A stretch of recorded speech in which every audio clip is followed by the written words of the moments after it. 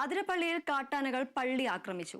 Athirappilly Kalady plantation 1-ാം ബ്ലോക്കിലെ പള്ളിയാണ് കാട്ടാനകൾ ആക്രമിച്ചത്. പള്ളിയുടെ ജനൽ, വാതിൽ എന്നിവ തകർത്തു.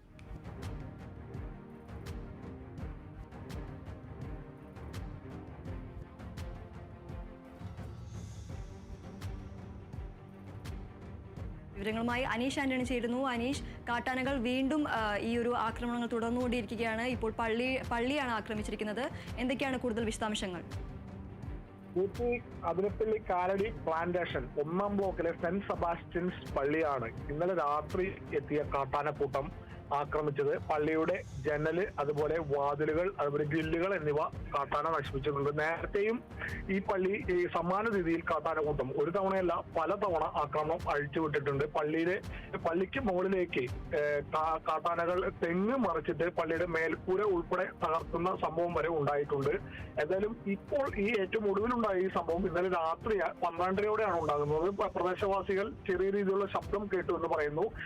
പക്ഷെ നേരം വെളുത്ത ആളുകൾ നോക്കിയപ്പോഴാണ് പള്ളിയെ കാട്ടാന ആക്രമിച്ച നിലയിൽ കണ്ടെത്തിയത്. ഞാൻ നേരത്തെ സൂചിപ്പിച്ച പോലെ പലതവണ ഈ പള്ളിക്ക് നേരെ കാട്ടാന ആക്രമിച്ചിട്ടുണ്ട്. സമാന രീതിയിലുള്ള ആക്രമണം പലതവണ ഉണ്ടായിട്ടുണ്ട്. ഗ്രില്ലുകളും ജനങ്ങളും ഒക്കെ നേരത്തെയും തകർത്തിട്ടുണ്ട്.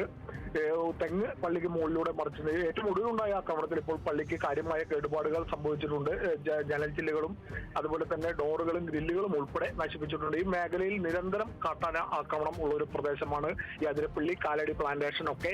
അതിന്റെ ഏറ്റവും ഒടുവിലത്തെ ഉദാഹരണമാണ് ഇപ്പോൾ ഇന്നലെ രാത്രി ഉണ്ടായ ഈ കാട്ടാനാക്രമണം. എന്നാലും പ്രദേശവാസികൾ വനവകുപ്പിനെ വിവരം ഒക്കെ അറിയിച്ചിട്ടുണ്ട്. വനവകുപ്പ് എത്തി പരിശോധന ഒക്കെ നടത്തുമെന്നാണ് നമുക്ക് അറിയാൻ കഴിയുന്നത്. പക്ഷേ ഈ കാട്ടാന ആക്രമണം ഈ മേഖലയിൽ അവസാനിക്കുന്നില്ല, നിലയ്ക്കുന്നില്ല. സമാന രീതിയിൽ നിരവധി ആക്രമണങ്ങൾ നേരത്തെയും കേരള വിഷൻ ഉൾപ്പെടെയുള്ള മാധ്യമങ്ങൾ പലതവണ അടിക്കടി റിപ്പോർട്ട് ചെയ്തിട്ടുണ്ട്. അതിന്റെ ഏറ്റവും ഒടുവിലത്തെ ഉദാഹരണമാണ് ഇപ്പോൾ ഈ പള്ളിക്ക് നേരെ ഇന്നലെ രാത്രി ഉണ്ടായ ഈ കാട്ടാന ആക്രമണം.